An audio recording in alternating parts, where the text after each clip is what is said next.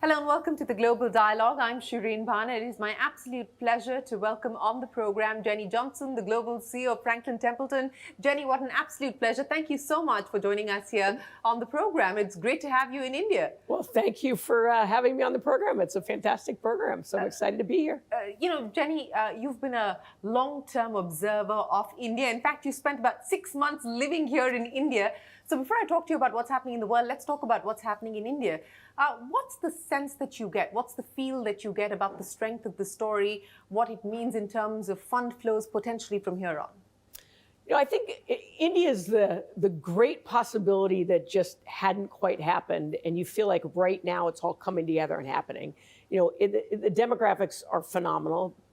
56% of the population is under the age of 25. You have some of the best schools in the world. So at the top tier level, phenomenal education. I think India graduates 6 times the number of engineers than the US does.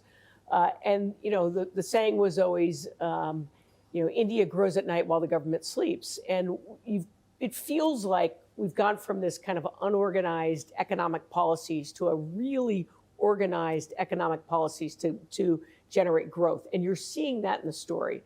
So of course, being in the asset management mutual fund business, right? The wealthier people get, the more they're able to save. And so we look at this growing middle class as just a massive expansion of the opportunity. You talked about mutual funds and banks are facing a challenge saying, look, we're losing out on deposits because everyone's decided to go the mutual fund way. How are you reading what we've seen happen as far as that part of the story is concerned? I think that's always been the case, right? Where people, when they first start saving, they put their money in a bank account. But ultimately, to achieve the true retirement goals that most people have, you actually have to get equity returns or even higher fixed income returns. So, the bank account's a great solution for a portion of your wealth.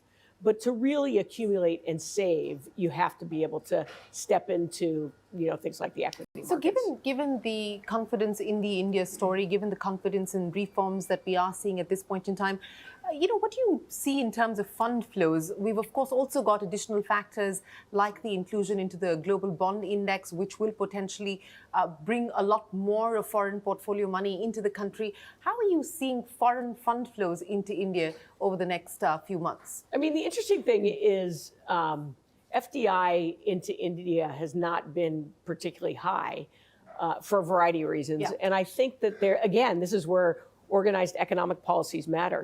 Gift City is going to be an important solution to that. And I think is designed specifically to bring flows in. So we, of course, as a global manager, are excited about participating in that and think it's a great way for our overseas investors to invest money into India.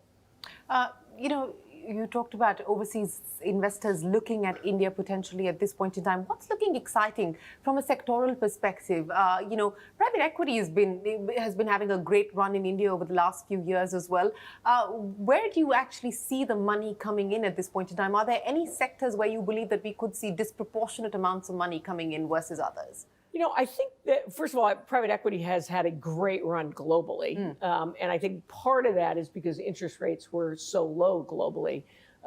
And it'll be interesting to see whether it has as strong of a run kind of in the next decade. Although, certainly what we're seeing in the U.S. is companies are waiting a lot longer to go public. So you're not seeing as many The wait time is now, 14 years? Yeah, 14 or 15 years. 3 to 4 or 10 years ago? Exactly. And so... and I think there's a lot of reasons why that is, but it's also, if your private equity was all about borrowing cheap and being able to invest in a company and trying to grow the company, that model's gotten a lot more difficult when money's more expensive. So I think that could be a little bit more challenging. But I think, but that's a challenge for you as well, right? As an asset manager with less and less companies going public. Oh, it's definitely a challenge. That's actually why we've done acquisitions in the private space, because we see secular trends both in the equity side where they're waiting longer to go public. So we want to participate in there. As a matter of fact, we got into the venture business in our growth equity team who started to do late stage venture because the old IPO deals that would give you kickers in performance were now happening in the private markets. And so we were able in the US to allocate up to 15% of a fund in illiquid assets. And so we started to do late stage venture there. Also, because banks have had capital requirements that have changed, you don't see banks lending in the same way, and that's created this massive private credit market. So I think those things are very real, and we look at it and say our job is to create a broad spectrum of capabilities for our clients along the risk spectrum, and be able to provide whatever solutions our clients are looking for. So private markets is an important part of that. And then I would just back to your original question about kind of where to invest. I think it's always better, I always say, to swim with the current. So you look at the big, broad opportunities. Energy transition is going to be an opportunity. I think everybody's really committed to that. Infrastructure, obviously the infrastructure that is being put in place by the support of the government is going to be important. Any kind of domestic consumption. The great opportunity in India is as you create wealth, people are going to be able to spend more in the domestic economy, and that's going to create opportunities. So again, kind of, think about what the broad trends are and then invest along with those. Well, yeah, those are some of the trends that I think people are looking at and focused on at this point in time. But, Jenny, I want to talk about what you're seeing happen as far as valuations are concerned, especially in the private markets, and whether you have a view on what's happening in India, because we do have a fairly robust startup ecosystem, which is deep and broad today. But there has been this dissonance between public market and private market valuations. We've seen a recalibration and a reset, especially over the last 2 years. How are you reading that story? It's interesting. I think we have a particularly good vantage point to look at that because we own an asset manager called Lexington Partners that does secondary private equity. And so they buy from limited partners of private equity holdings.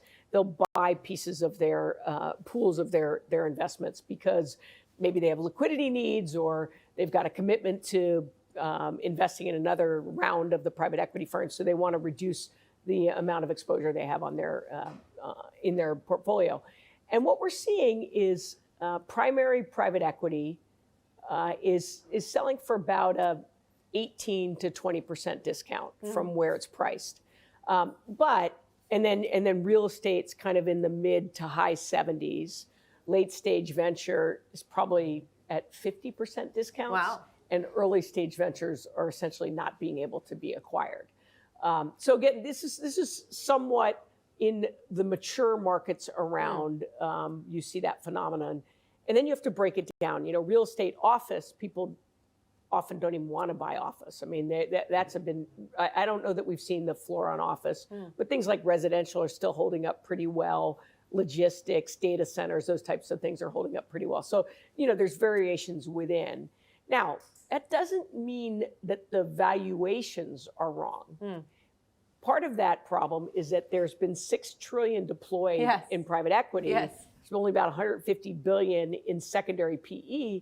And as you see less distributions and less realizations in those private equities, the limited partners who own that fund aren't getting the kind of cash flows that they have historically gotten. And so they're sitting there with an over allocation to private equity. So they need to sell it to a secondary manager. So that's been a real advantage. So it's as much a supply and demand as a valuation issue. Jenny, let's talk a little bit about the India business and what you intend to do now in India. You ran into a fair amount of rough weather in 2021, to sort of put it mildly. But what kind of course correction have we seen you do post that to deal with the regulatory action that was taken and what the road ahead looks like now in terms of the cleanup? Yeah.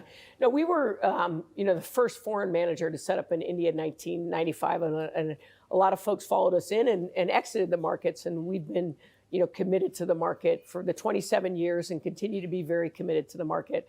And unfortunately, we did run in with COVID. We ran into real serious liquidity issues in our fixed income portfolios and had to make an incredibly difficult decision of closing down those funds to preserve value for clients. And the problem is you have a responsibility to both manage your clients' assets and give them good returns. And the good news is, since then, we have paid back almost 110% on average across the portfolios. But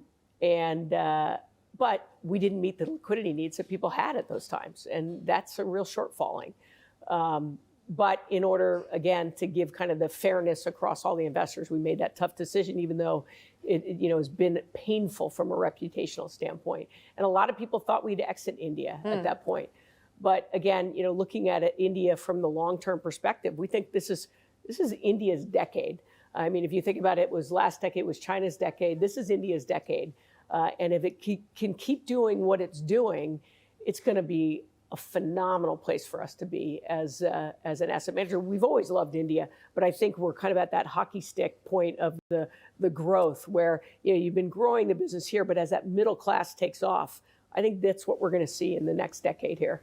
You said that the speculation was that you would exit India. You haven't. You're here, and you're saying you're here to stay. What have been the lessons and the course correction post what happened in 2021? Yeah, I mean, I think that the key is always communicating. As I said earlier, our job is to provide a series of products across the entire risk spectrum. So from very conservative fixed income to ultimately equities, aggressive equities, or even private markets in some cases. But the key is to communicate exactly what that looks like. I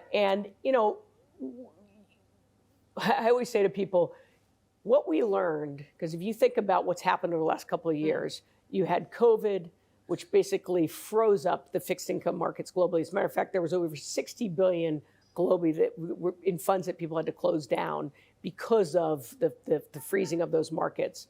You've had 2 wars. You have the tension between the US and China.